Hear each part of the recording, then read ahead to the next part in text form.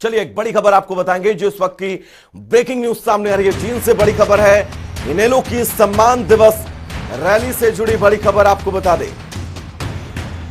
Rally में BJP नेता चौधरी वीरेंद्र सिंह पहुंचे हैं। यह बड़ी खबर है। इस बीच आप सबकी टीवी स्क्रीन पर बीजेपी सरकार में केंद्रीय मंत्री रह चुके हैं चौधरी वीरेंद्र सिंह। साथ ही बीजेपी से राज्यसभा सांसद भी रह चुके हैं विजेंद्र सिंह। और ये एक्सक्लूसिव तस्वीरें आप सबकी टीवी स्क्रीन पर इनेलो की सम्मान दिवस रैली और रैली की तस्वीरें और चौधरी वीरेंद्र सिंह का पहुंचना। दरअसल बीजेपी के केंद्रीय मंत्री रह चुके हैं वीरेंद्र सिंह, साथ ही राज्यसभा सांसद भी रह चुके हैं और इनेलो के सम्मान रैली में पहुंचना अपने आप में तमाम सवाल खड़े करता है। एक्सक्लूसिव तस्वीरें आप सबकी टीवी स्क्रीन पर इनेलो के सम्मान दिवस रैली से जुड़ी बड़ी खबर और ये तस्वीरें उससे भी ज्यादा बड़ी, उससे भी ज्यादा सस्पेंस वाली। हमारे साथ राजकुमार गोयल जुड़े हुए हैं तमाम जरूरी अपडेट्स के साथ। राजकुमार, हम एक्सक्लूसिव तस्वीरें चौधरी वीरेंद्र सिंह की दिखा रहे हैं जो सम्मान दिवस रैली में पहुंचे हैं। कोई प्रतिक्रिया दी गई उनके यहां पहुंचने के बाद? क्या कुछ उन्होंने कहा? देखिए, आज नींद में जो केटी देवीलाल के जन्मदिवस पर सम्मान दिवस समारोह आयोजित किया गया था, इसमें अचानक बीजेपी के जो दिग्गज नेता हैं, पूर्व केंद्रीय मंत्री रहे हैं चौधरी वीरेंद्र सिंह, अचानक रैली में पहुंचे हैं और स्टेज पर फारूक अब्दुल्ला और जो प्रकाश सिंह बादल हैं के बीच में आकर बैठे हैं। ये वीरेंद्र सिंह का रैली में पहुंचना बड़ा चर्चा का विषय बना हुआ है, क्योंकि खुद वीरेंद्र सिंह पूर्व केंद्रीय मंत्री रहे हैं और उनके जो बेटे हैं विजेंद्र सिंह खुद फिलहाल हिसार के सांसद भी हैं। ऐसे में बीजेपी नेता का इनेलो के कार्यक्रम में पहुंचना चर्चा का विषय बना हुआ है और कयास लगाए जा रहे हैं कि आखिर क्यों वीरेंद्र सिंह इस रैली में पहुंचे हैं। अभी वीरेंद्र सिंह आए हैं, जब उनका भाषण होगा। राजकुमार, लौटूंगा आपके पास। हमारे साथ ओम प्रकाश सिंह जुड़े हुए हैं, इनेलो प्रवक्ता हैं। सबसे पहले तो बहुत बहुत स्वागत है आपका। जी धन्यवाद। सम्मान दिवस आज आपकी पार्टी मना रही है, लेकिन सबसे ज्यादा चौंकाने वाली तस्वीरें जो हम दर्शकों को दिखा रहे हैं, चौधरी वीरेंद्र सिंह पहुंचे हैं। क्या कुछ मकसद हो सकता है इनके पहुंचने का? आज देश और प्रदेश की जनता जिस तरह परेशान है, तो तीसरे मोर्चे का गठन होगा और वो मोर्चा सफल भी होगा। आज लाखों की तादाद में लोग आ रखे हैं, 20-20 किलोमीटर तक जाम लगा हुआ है। आप देख सकते हैं किस कदर लोग दुखी हैं, किसान किस कदर दुखी हैं और इनेलो इन सबको निजात दिलाने के लिए तीसरे मोर्चे के गठन के प्रयास किए। तो चौधरी वीरेंद्र सिंह भी क्या आपके इस तीसरे मोर्चे में शामिल होंगे? कुछ ऐसी गुंजाइशें भी हैं? चौधरी वीरेंद्र सिंह जी आए हैं, पूरी इनेलो पार्टी उनका स्वागत करती है। अब वो क्या डिसीजन लेंगे तो भाई अभी चौटाला जी और चौधरी ओम प्रकाश चौटाला जी के साथ, लेकिन उनका बहुत बहुत स्वागत किया है जनता ने, बहुत कह भी। देखिए, चौधरी वीरेंद्र सिंह का यहां पर पहुंचना क्योंकि ताऊ देवीलाल की सम्मान जो है वो समारोह मनाया जा रहा है। लौटूंगा आपके पास ओम प्रकाश जी। हमारे साथ ब्रजेंद्र नेहरा जुड़े हुए हैं। बहुत बहुत स्वागत है ब्रजेंद्र नेहरा जी आपका। सवाल यही है, ब्रजेंद्र सिंह का यहां पर पहुंचना कहीं तीसरे मोर्चे में शामिल होने के कयास तो नहीं है? देखिए, आपको आवाज ठीक से आ रही मेरी? हाँ बिल्कुल, आप सुन पा रहे हैं आपको। देखिए, चौधरी वीरेंद्र सिंह जी की बात हो या जैसे केसी त्यागी जी या नीतीश कुमार जी की बात कुछ लोग करते हैं, तो मैं पीछे सुन रहा था कि केसी त्यागी जी ने खुद ने बड़े स्पष्ट रूप से कहा था, जब उनसे आपके जैसे किसी वरिष्ठ पत्रकार ने सवाल किया कि आप थर्ड फ्रंट में शामिल होना चाहते हैं, तो उन्होंने कहा जी हम तो पहले से ही फर्स्ट फ्रंट में हैं, तो कभी फर्स्ट फ्रंट वाले को थर्ड फ्रंट में जाते देखा है क्या?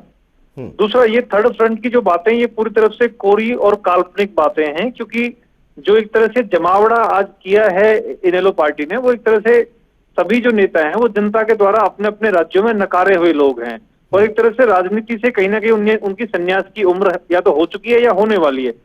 जहां तक ताऊ देवीलाल जी का वीरेंद्र सिंह की तरफ तो नहीं है?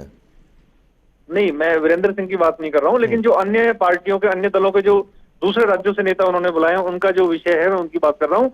दूसरा, जो आपने ताऊ देवीलाल जी का जो विषय किया, ताऊ देवीलाल जी की आज जयंती है, हमने सबने उनको श्रद्धांजलि दी है, नमन किया है। मैं भी सुबह अपने बूथ पे उनका कार्यक्रम करके आया हूँ, उनकी जयंती मना के आया हूँ, तो उनका तो मान सम्मान पूरे देश और हरियाणा प्रदेश के अंदर है। लेकिन इनेलो के जो बाकी नेता हैं उनका उस तरह का प्रभाव नहीं है, चाहे चौधरी ओम प्रकाश चौटाला जी हों, क्योंकि वो खुद अभी जेल से होके आए हैं और वो जो योग्य युवा थे उनकी जगह अयोग्य युवाओं को नौकरी देने के मामले में माननीय कोर्ट के द्वारा उनको सजा सुनाई गई थी। सवाल मैं आपसे ये करना चाहूंगा, क्योंकि अब से ठीक कुछ दिन पहले ओपी चौटाला ने प्रेस कॉन्फ्रेंस की थी, इसी सम्मान दिवस का उन्होंने जिक्र किया था और कहा था कि मंच से थर्ड फ्रंट जो है वो बनाया जाएगा और थर्ड फ्रंट को लेकर वो ऐलान कर सकते हैं, और उस मंच पर चौधरी वीरेंद्र सिंह का होना हिट तो करेगा ना आपको कहीं ना कहीं से? देखिए, इससे कोई फर्क नहीं पड़ता। भारतीय जनता पार्टी की तो देश के अंदर माननीय मोदी जी के नेतृत्व में बड़े अच्छे से सरकार चल रही है और मनोहर जी के नेतृत्व में हरियाणा प्रदेश के अंदर सरकार चल रही है। अब थर्ड फ्रंट का आप मुझे बताइए ना, कहाँ विकल्प है? कोई नेता तो होना चाहिए ना। मान लीजिए प्रधानमंत्री की कुर्सी के लिए अगर वो लड़ाई लड़ रहे हैं तो उसके ऊपर एक एक कुर्सी होती है, कोई चटाई थोड़ी होती है। सारे नेता एक साथ लेट जाएंगे चटाई पे और प्रधानमंत्री की दौड़ में शामिल हो जाएंगे। पहले नेता तो चुनिए कोई।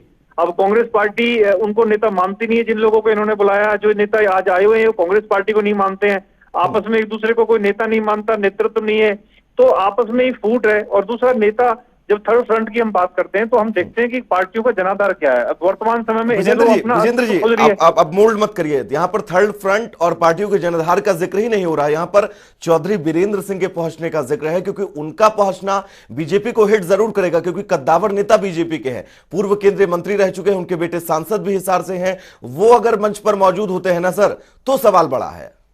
देखिए, चौधरी छोटू राम जी के वो नाती हैं और चौधरी देवीलाल और चौधरी छोटू राम जी का बड़ा आपस में निकट संबंध था। व्यक्तिगत रूप से वो गए हैं तो व्यक्तिगत रूप से वो जा सकते हैं, उसमें कोई रोक टोक नहीं है।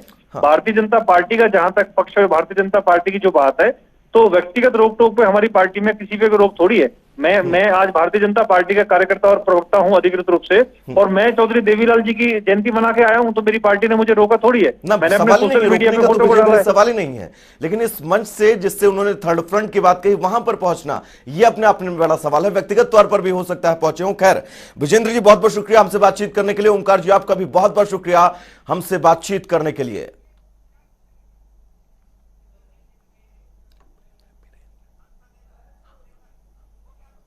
चलिए सुनाते हैं क्या कुछ कह रहे हैं वीरेंद्र सिंह। इस कार्यक्रम के संयोजक भाई अभय चौटाला जी, और वैसे एक मेरी सलाह है, देवीलाल जी ने कभी चौटाला नहीं लिखा, छोटू राम जी ने कभी गढ़ी सांपला नहीं लिखा, चौधरी चरण सिंह ने कभी अपना गांव नहीं लिखा, और तीनों इतने महान और इतने बड़े नेता हुए हैं। ओम प्रकाश चौटाला जी, आपकी गिनती आज हमारे समाज में, राजनीति में एक वरिष्ठ और हमारे बड़े बुजुर्ग नेता के तौर पे होती है। आप चौटाला लिखो ना लिखो, ओम प्रकाश नाम जब लिया जाएगा तो पहले ये सोचेंगे ओम प्रकाश। वैसे तो ओम प्रकाश नाम बहुत हैं, लेकिन इन्होंने हरियाणा की राजनीति में अपनी एक जगह बनाई। हरियाणा की राजनीति हमेशा चौधरी देवीलाल, जो एक कर्मठ और एक ऐसे नेता थे जिन्होंने इस गांव के समाज को लड़ने का, संघर्ष करने का, अपने अधिकारों को मांगने का, लड़ाई के माध्यम से, संघर्ष के माध्यम से एक रास्ता दिखाया था जिसपे आज भी हरियाणा चल रहा है। और ये रास्ता सिर्फ हरियाणा के लिए नहीं, आज ये देशव्यापी रास्ता है। किसानों के अधिकारों की बात हो, नौजवानों के भविष्य की बात हो, और महिलाओं की,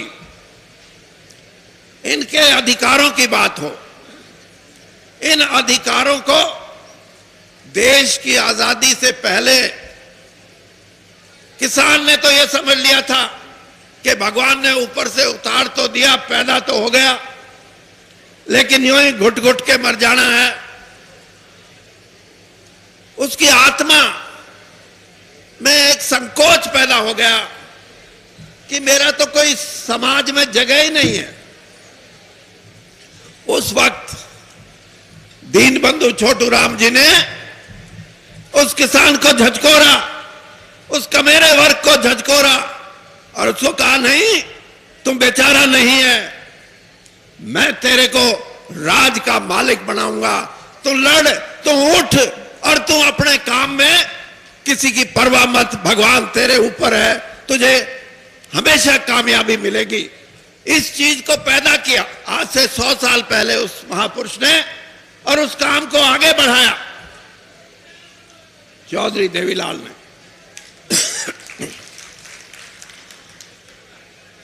और आज जो संघर्ष की बात है, वो संघर्ष एक दिन में पैदा नहीं होता, एक महीने, एक साल, 10 साल में पैदा नहीं होता। संघर्ष के लिए सदियां लग जाती हैं। मैंने 1977-78 में पहली बार जब मैं एमएलए बन के गया, मैंने अकाली दल का एक हरियाणा विधानसभा के सामने अकाली दल का एक बहुत बड़ा कार्यक्रम विधानसभा का घेराव करने का था। मैंने उसको ऊपर से देखा, 4th फ्लोर पे हरियाणा सेक्रेटरीट से, कि बादल साहब बीच में चल रहे हैं और सैकड़ों कार्यकर्ता पुलिस की लाठियों को अपने हाथों पे ले रहे हैं, अपने हाथों पे ले रहे हैं। यह है संघर्ष की निशानी। और इसलिए देवीलाल जी ने जो किया वो भारत के इतिहास में एक और बात भी मान, कि अगर कुर्बानी करने की बात आती है तो वो भी देवीलाल जी से आपको प्रेरणा लेनी चाहिए। आज तो लोग गांव की सरपंची के लिए, जिला परिषद की मेंबरी के लिए, एमएलए बनने के लिए, एमपी बनने के लिए, मंत्री बनने के लिए, मुख्यमंत्री बनने के लिए मर्यादित राजनीति को भूल जाते हैं और यह देखते हैं कि हमें कैसे मिले। लेकिन प्रधानमंत्री का सरपंच अपनी सरपंच नहीं छोड़ता, प्रधानमंत्री का पद त्याग करना यह उस महान व्यक्ति की एक कुर्बानी की मिसाल है। मैं तो आपसे यह कहूंगा कि जितना योगदान इस समाज को जगाने में आदरणीय देवीलाल जी का रहा है, वो आपके अंदर एक ताकत, एक ऊर्जा बढ़ा के छोड़ के गया। उन्होंने ये कहा है कि संघर्ष ही एक रास्ता है, जिसके साथ संघर्ष में कई बार ये जरूर होता है नेतृत्व की कमी हो जाती है, लीडरशिप नहीं मिलती। जब कांग्रेस पार्टी बनी थी तो जब तक महात्मा गांधी देश की आजादी की लड़ाई लड़ने के लिए आगे नहीं आए, 60 साल तक कांग्रेस पार्टी रही। लेकिन आजादी की लड़ाई अगर लड़ी तो महात्मा गांधी के आने के बाद। क्यों? क्योंकि देश की जनता ने सोचा ये है नेता, ये लेके जाएगा अंग्रेज को बाहर और हमें आजादी मिलेगी। इसी प्रकार से 1975-76 में जब नौजवानों की क्रांति हुई, जिसको संपूर्ण क्रांति बोलते हैं, जिसमें सारी कांग्रेस का सफाया हो गया।